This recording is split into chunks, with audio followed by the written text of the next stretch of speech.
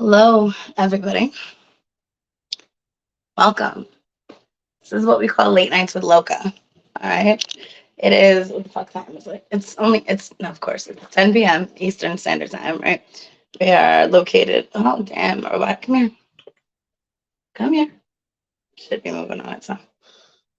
We are located in Pennsylvania now, which makes things complicated. Trust and believe. In the cannabis business, everything is complicated. So I'm just going to start with a little bit about me, just to dive into it real quick. Back when the pandemic hit, I lost my fine dining catering job and any chance to work anywhere in DC because everything was shut down. But what I did do was take my business savvy mind, take my drive, my sense of urgency, and the fact that there was no one else that was going to support me other than myself. And I paired up with some amazing people and got to open a dispensary. My very first one was called Athena's Gifts. It's still down there, it's still running. I just had to leave that business to come to Pennsylvania to take care of my father. He's elderly, disabled, and needed some help.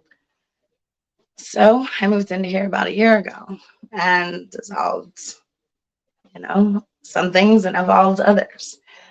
From Athena's Gifts, I went to open another dispensary. This one on my own with a new partner, unrelated to the previous one. It was called Loki DMV. And what was special about that is all the stuff that I was doing, Athena's, Loki, now the bakery, is edible centric. But we were one-stop shops down there. We delivered, whatever, we did everything. Up here, it's a lot different. The rules are different. It is not recreational. I cannot even gift properly. But I do cook for my family and I do cook for my friends. So there's always cannabis cooking in this household. So we are still working remotely. And luckily, we've got some new leads on where the brick and mortar location might turn up next. Stay tuned for that one. So I'm just going to jump into it. I am making real quick, simple one, the Loco Mocha. My iced coffee. It's infused tonight. Which one did I put? Oh, with sour diesel. Sativa. Usually I put sativa or hybrid in the coffee, not indica. If you're drinking coffee in the morning, who wants to be glued to the couch, right? But some people like coffee at night, so everything, whatever. I can do anything that you guys want, custom made. I can search for strains for you and shop around. To me, what is different from what I do compared to what those dispensaries do, what the government's doing, what everybody else has going on, I don't mix the weed all around. I highlight the strains. I use the entire plant. Okay? I do strain specific, handcrafted edibles utilizing the entire cannabis plant, the roots, the stems, the outer leaves, the tea leaves, the buds, all of it in different layers of the recipe. Some items are literally triple infused. Now, the other thing that I do is try to knock maximum potency that a recipe will possibly allow for with the ingredients that are in it. Okay? This is why I sometimes infuse multiple layers of the recipe. Tonight, the only infused item is my awesome liquid canna sugar. I have made it from tincture, which I make myself, and I've already finished that part. Let me move you over. Let's get ready to actually get going. So late nights with Loka, just to let you know, it gets hot in the kitchen, and now I can wear whatever I want. So that's how that began. But it is getting hot in here. The water is boiling. We don't even need it to boil. So I'm making about a gallon of coffee right now. Probably a little more so that I have some for myself. But to do that, I'm not going to just I used to do cold brew, my own cold brew. It was too time consuming and just not really worth it with all the sweet stuff I put in it.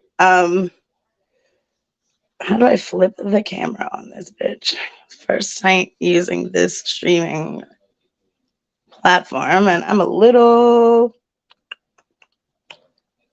not lost, but whatever. I'll just turn the camera. I'll just turn it down here. But so anyway, so water's going, right? You can see that. And I'm literally just going to put my coffee into a big bowl, ground coffee into a big bowl, and pour my very hot water over it. Let it steep, until it comes down.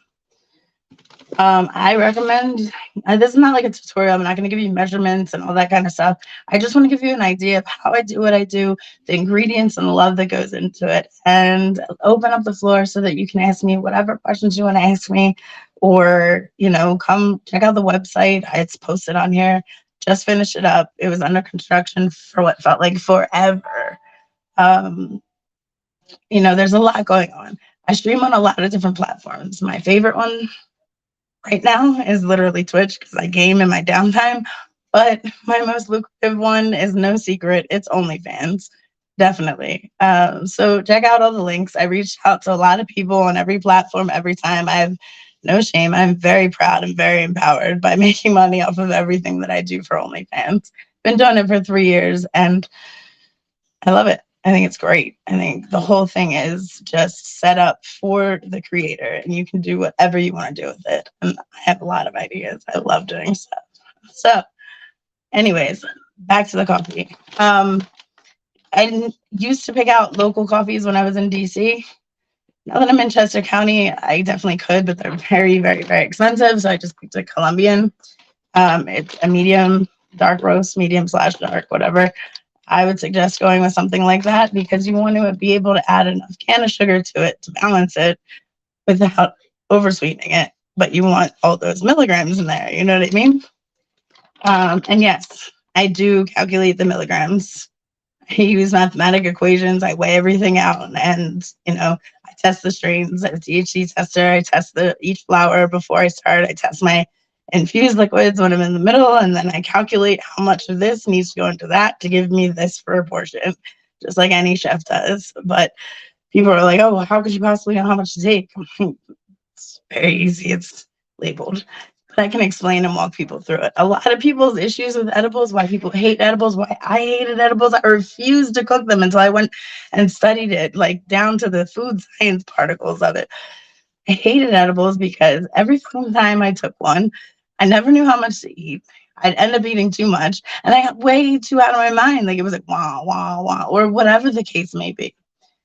That's not the kind of high I'm looking for. Well, throughout the years, experience, research, and customer testimonials have taught me that microdosing is amazing. And it is very good to learn with how to do with edibles for a lot of people, especially when they're looking for the medicinal qualities that each strain has to offer, because every strain is different.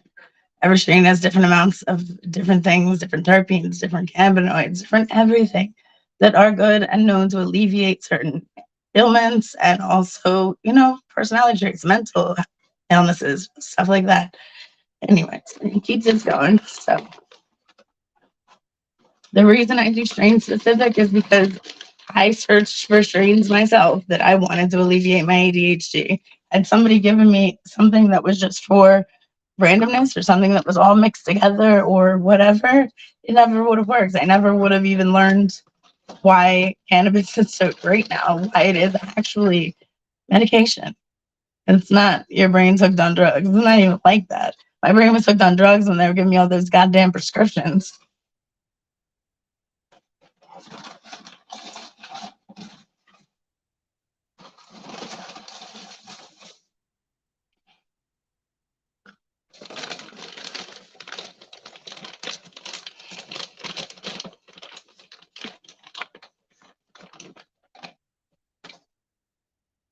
Okay.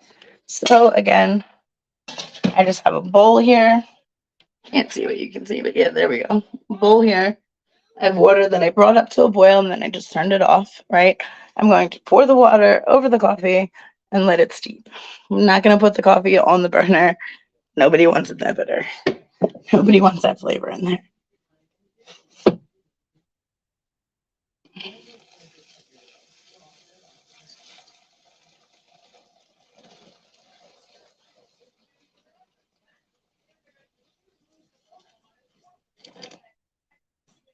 Mm, okay. The whisk. Just make sure it's all coated, distributed evenly. Mixy, mixy, mixy, mixy, mixy.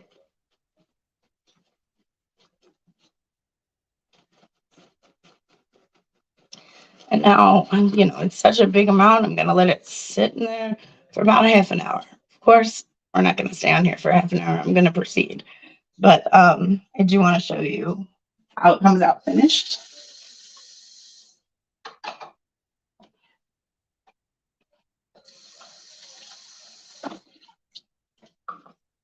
But I'm lucky enough that I got the water warming up ahead of time. I do have, I believe, a way to upload some presentations, but we'll figure that out for the next one. So I have tons of clips of me cooking, but they're not very organized yet.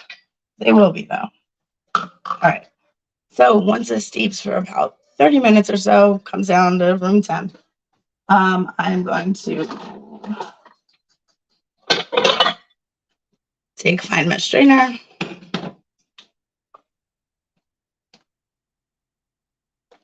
Let's see. I don't know what you can see here. Take a fine mesh strainer and strain it out one time.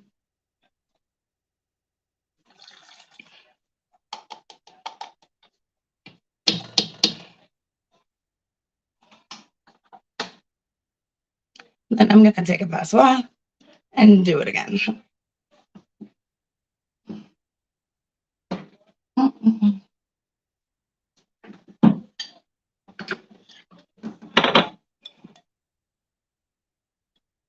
I do the same thing whenever I'm straining the cannabis flower out of whatever the carrier product is, whether it's an oil, sugar, some other fat. I always put it through the strainers twice. I always go through the fine mesh strainer and then through the passoire. It's necessary to me. I don't want any little grit or flakes or anything nasty in there. One amazing thing that I want to let you guys know, since you can't taste it right now on the TV, on the phone, or whatever you're streaming from, or whatever you're viewing from, but it doesn't taste like weed. The sugar does not taste like weed. The end product doesn't have it doesn't taste like weed. It doesn't taste like grass. It doesn't taste like farm. For whatever reason, not for whatever reason, I strive to create a balanced product, so I do it on purpose. But I was going to say, for whatever reason, it comes out great. No, it comes out great because that's what I do on purpose. Now, the can of sugar, I am definitely not streaming that one. That is a trade secret for sure. It took me quite a little while to work out how to create that. Never found it in any recipe book or online anywhere. Anyway, anything. I created the one that I make, tested it out to be sure that it stood up to the theory that I had. And when it did, I ran with it. That's how I'm able to infuse drinks. I make lemonades, I make iced teas, I make iced coffee, and I can do really anything else that is sweetened. I wouldn't want to do unsweetened unless you're okay with it not being as potent, which some people are. Now, I'm not going to go through all the measuring in front of you guys right now, but basically, once I have my coffee all strained out and it's ready to be mixed with the finishing products, I weigh this out, take a calculation how much that weighs. I know I've already tested my sugar, so I know how many milligrams per gram. I weigh that out, and then mixy, mixy, mixy. All right.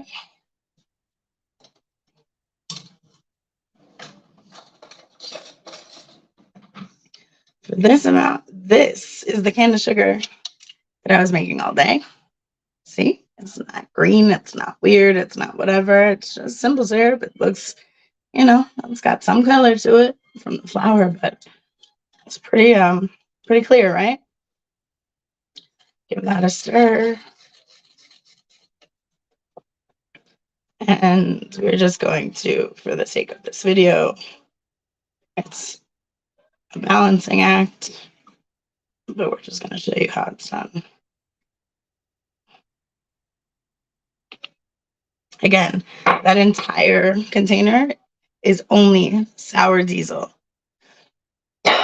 And the sugar itself is always made from buds, fresh flour, decarbonized, of course.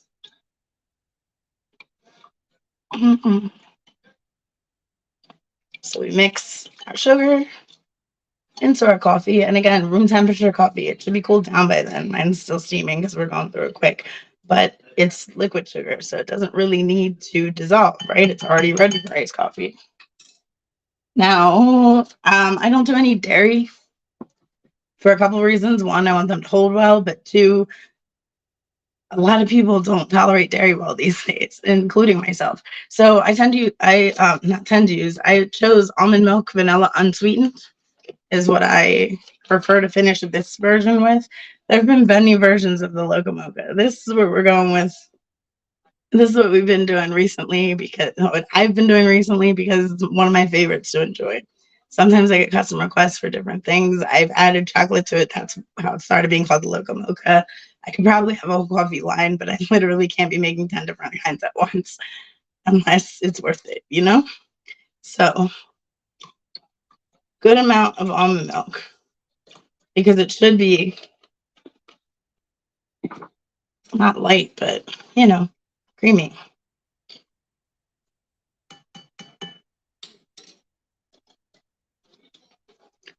Since this one is for me, but when I do them for family, I top them off just a little bit differently. Like I said, they always kind of twist and twizzle, but right now I'm gonna add ice to my glass.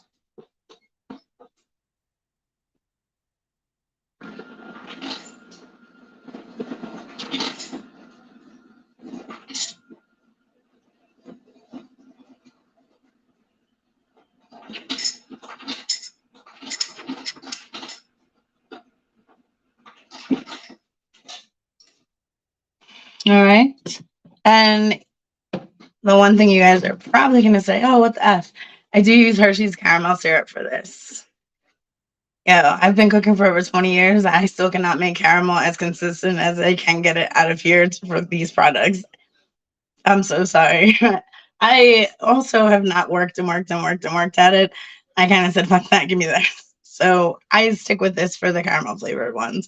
So I have my ice in there. I'm just going to drizzle some kind of on the side of the glass and a little bit over the ice. Don't need a lot because there's already liquid sugar in there, but I love that like caramel flavor. It's different, different than just sugar coffee.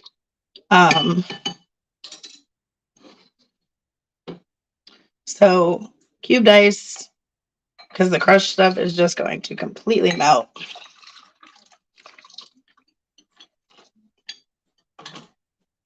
Top it off with your local mocha. And then when I get to garnish them for friends and family, I found this amazing almond milk Ready Whip, which tastes so much better than regular Ready Whip. And yes, I do make whipped cream myself, and I could probably figure out how to make this one myself, but I don't do it right now. So we're going to just finish with some whipped cream. Delicious. Some more caramel on the whipped cream, just a little drizzle. And then I have these amazing fucking creme brulee flakes. They're so good. They're like crunchy creme brulees.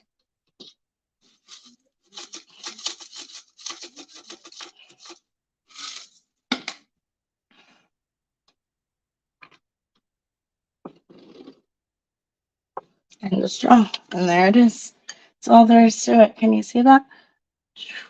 I can't tell with this camera. The streaming service is a little strange. So it's pretty simple. It's pretty basic. Pretty fucking delicious. But the most important part is You wait 45 minutes to an hour, it depends. People tend, I've heard that people metabolize the sugars a little bit slower, the infused sugar a little slower than they do when they're suspended in fat. So definitely give yourself some time to absorb it, to process it, metabolize it. Do not just down a shit ton of it and then wait and see what happens, because you will be like, I used to be taking edibles, wah, wah, wah, wah. But I can guide you on how to indulge or to microdose, or either whatever you're into, and I can pack it accordingly.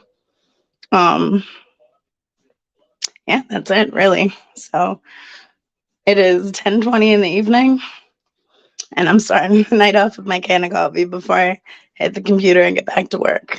I got so many things to get done, so many things in the works, but not enough time in the day, right? Anyways, this has been another episode of Late Nights with Loka. And let me tell you, there will definitely be more. And I hope to see you there. All right. Peace.